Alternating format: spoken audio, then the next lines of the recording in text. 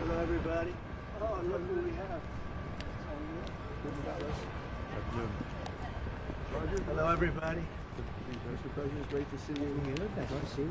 I do know Roger. Good to see you again. Yeah, for last night. Appreciate it. That was great last night. Also, we had the sausages there. That was great. Oh, the sausages, boy. They really they were fantastic. You were terrific.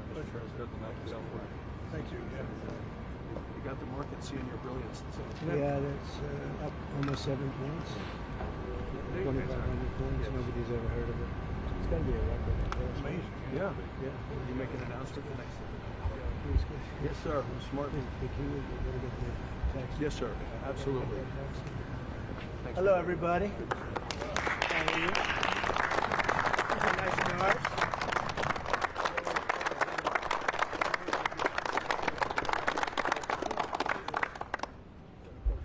Is this the car? Yep, this is the car. Yep. Ryan from last year, he had 23, so pretty amazing job he's done. Pretty amazing. And this is the team behind him here. Fantastic. Nice to see you. Great. Mr. President, thanks for having us. Thanks for having us. Congratulations. Thank you. We had to do it. Somebody had to do it, right? Well, thank you very much, everybody. We have a very special day for a lot of reasons, actually, if you really think about it. But this is a day because Roger Penske is a great friend of mine.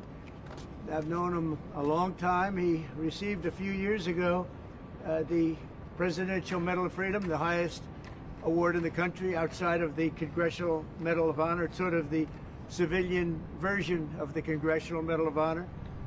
And I watched him win his 18th Indianapolis 500. And now I just said, did you win 19? He said, well, actually, we won 20. He won 2 more since then. So that was like 5 years ago, and he won 2 more since then. And just well-deserving. If you look, Germany, Japan, the countries, they spend billions of dollars trying to win Indy. And I guess they do it sometimes, but not much. But he's done it 20 times, so he must know something about cars and racing, and trucks, too, by the way. He knows a lot about trucks. But he's been a very special guy, and he's brought some of our outstanding racing champions with tremendous courage and guts and grit. Hello, fellas. I didn't see you guys over there. That's a good-looking couple of teams, too. They have a lot of courage. And we'll see you in a second. So we're joined by the 2023-2024 NASCAR champion, Ryan Blaney, and Joey Logano. That's really fantastic, fellas. That's great.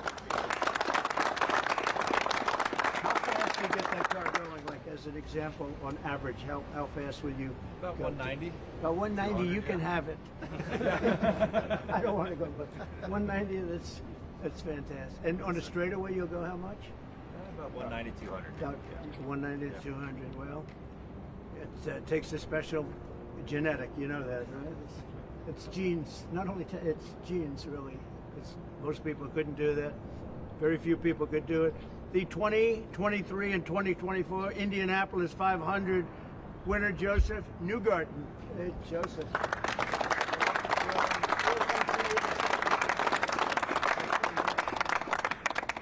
And the 2025 champions of the 24 Hours of Daytona, Felipe Nasser, Nick Tandy, and Lawrence Ventura. Thank you, guys.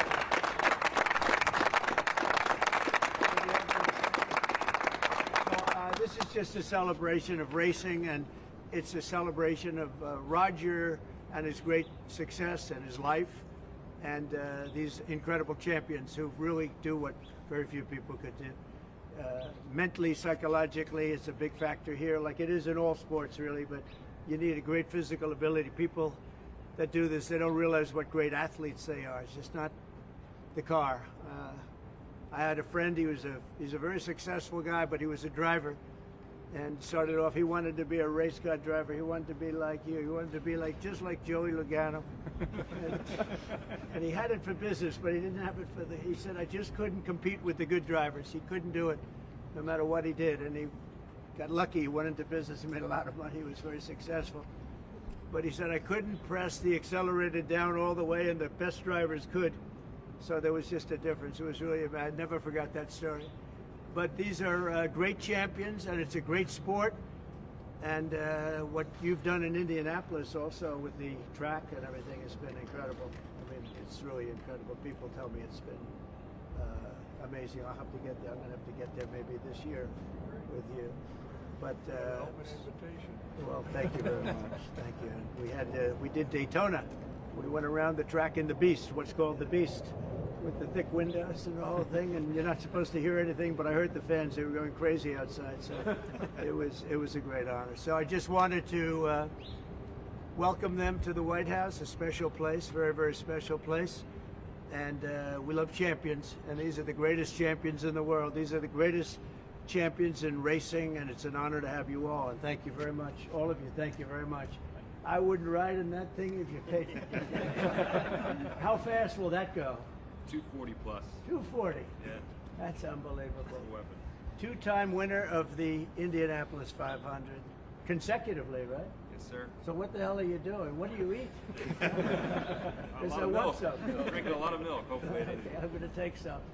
And that one is pure speed and endurance, right? correct, sir. Speed and endurance. Is that car a very different car than, let's say, this one? Very different? Very different. Very different. Yeah. Made for... You gotta last so many hours, Right.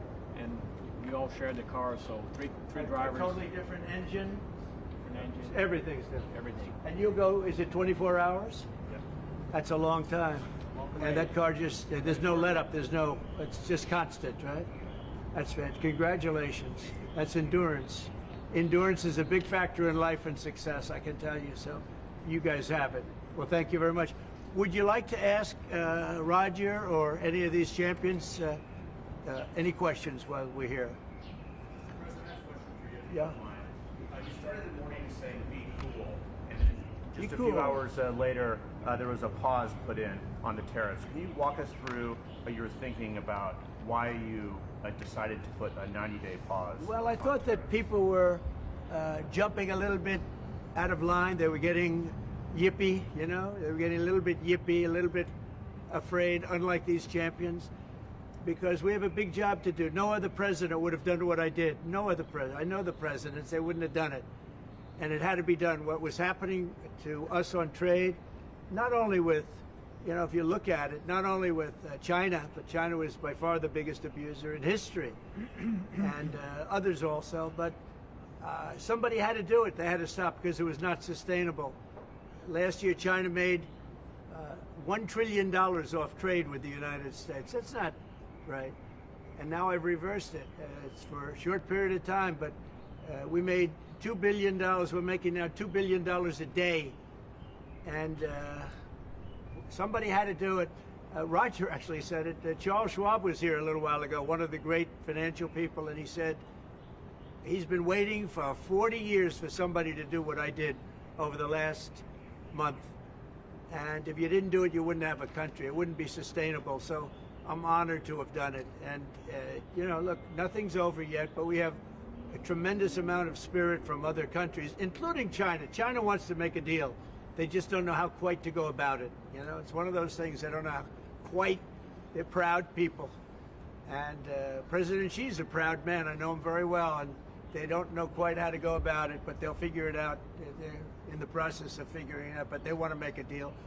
And we have many other countries, as you know, many more than 75, and they all want to come. And they want to come here, or they'll go to Commerce, or they'll go to Treasury.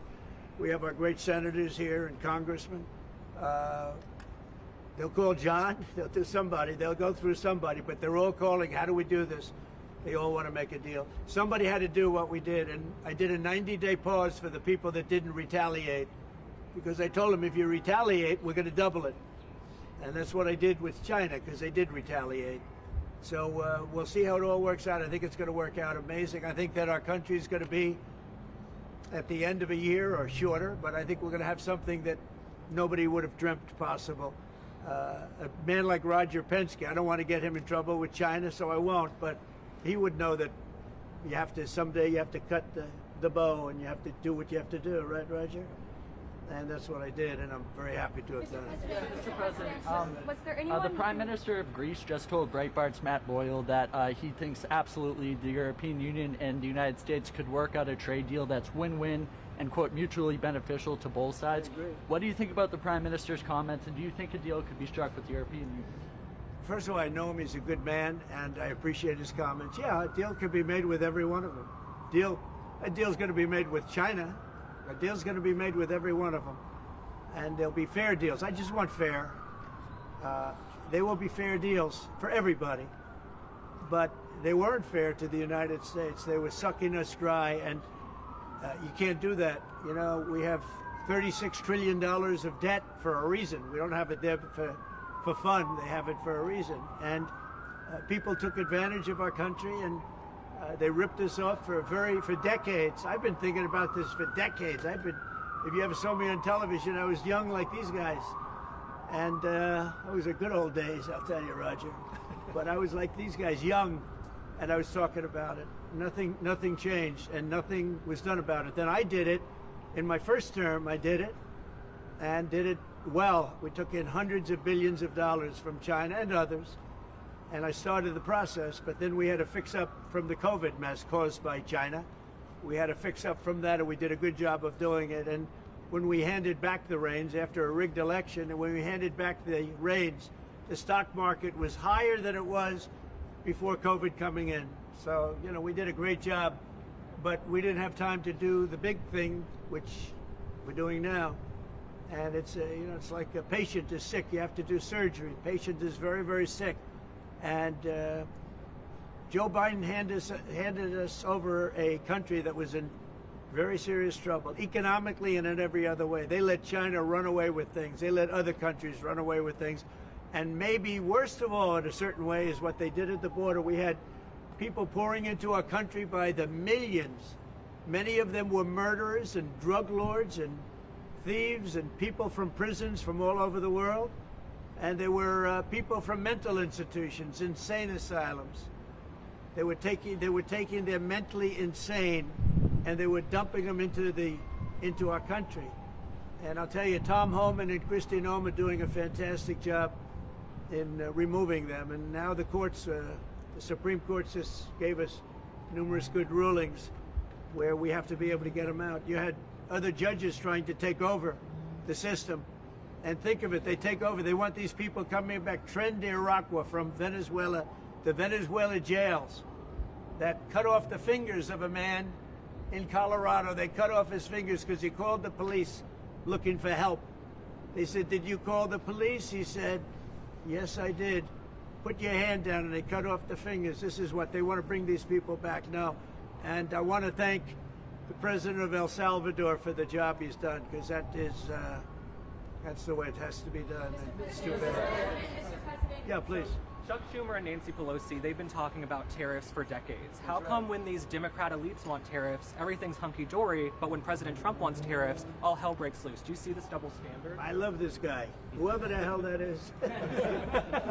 That's really nice. I appreciate that question. No, Chuck Schumer and Nancy Pelosi, everybody knew you had to do it, but they never had the guts to do it. It does take guts. It even takes guts for our country to go through it. That's why I say be cool. They were saying about, just be cool. It's going to work out. It's going to work out, and it's working out. I can tell you, working out maybe faster than I thought. But I said it's going to take a little conditioning. It's a transition to. It's really, I think it's a transition to greatness. It's going to be greatness. Our country is going to be. There'll be nothing like it, and people investing in our country, they're going to do better than they've ever done before. We have more car manufacturers, Roger, coming into our country now. Speaking of cars.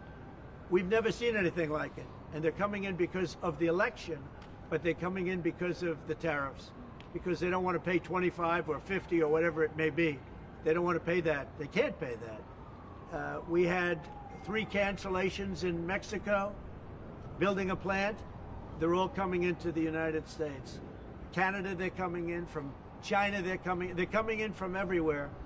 And that's just cars. We have chip makers coming. We're the biggest chip maker in the world from Taiwan, coming in, spending $3 billion to build plants, and mostly a big plant. This is a hell of a plant when you spend the kind of money that they're going to go $200 to $300 billion, not million. You know, you'd say million would be the right number. It's not $200 to $300 billion. $billion. Think of that. $300 billion. If you look at Apple, Apple is going to spend $500 billion building a plant. They wouldn't be doing that if I didn't do this. They'd just keep building them in China. And that's unsustainable. It's not a pleasant thing to do, but I appreciate the question. And, you know, interestingly, Chuck Schumer and Nancy Pelosi, Crazy Nancy, they've wanted to do this for years, but they never had a president that had the guts to do it, because it does take guts, believe me. Was it the bond markets that persuaded you to reverse No, course? I was watching the bond market. The bond market is very tricky. I was watching it, but if you look at it now, it's beautiful. The bond market right now is beautiful. But yeah, I saw last night where people were getting a little queasy. I think everything had. Well, the big move wasn't what I did today. The big move was what I did on Liberation Day. We had Liberation Day in America. We're liberated from all of the horrible deals that were made, all of the horrible trade deals that were made. And I was helped by people just like this, senator, congressman, and friends, right? And we had great help in the Senate. Our Republican senators have been amazing. They stood tall. And likewise in the House. And John Thune has done an amazing job. Barrasso has done an amazing job. I mean, I can't think of a senator, really. We had tremendous support. We got a bill passed the other day with almost unanimous support in the Senate, and I think we're going to get that in the House too. And I have to tell you that Mike Johnson is a great speaker. He's done a fantastic job. We had a majority of 1, now we have a majority of 7. And you don't realize how big 7 is until you have a majority of 1. 7 sounds like so much, but we're doing well. But Mike Johnson and John Thune have done a really great job. Mr. President, was there anyone who influenced your decision? Did you speak with anyone, you know, Jamie Dimon? Did you speak with anyone? Well, I watched Jamie Dimon on Maria Bartiromo's show this morning, and he was very good. He said that, actually made the statement to effect that something had to be done with the tariffs and trade. He said that. He said, look, you know, at some point, but he said something has to be done with tariffs and trade. He understood it. He's very smart and very a genius financially. He's done a fantastic job at the bank. And he knows that. Everybody knows that. Anybody that's even a little bit smart knows it. It wasn't sustainable what was happening. Somebody had to pull the trigger. I was willing to pull the trigger. This should have been done long ago. Just like Biden should have stopped the border long ago. I mean, allowed 21 million people plus into our country, many of whom should never have been allowed out of prisons and jails. They came out of prisons and jails from all over the world, and now we're getting them out, bringing them back to their countries. But it's should have never been done. Yeah, go ahead, please.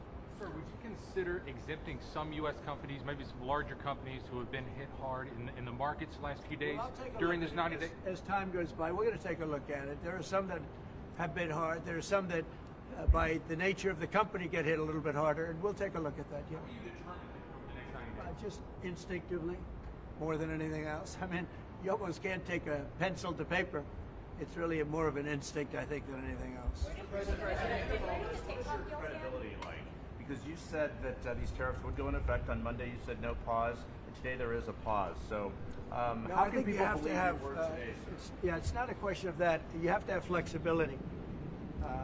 I could say, here's a wall, and I'm going to go through that wall. I'm going to go through it no matter what, and keep going, and you can't go through the wall. Sometimes you have to be able to go under the wall, around the wall, or over the wall.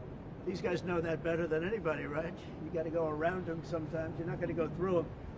So I consider, you know, I think in financial markets, because they change. Look how much it changed today.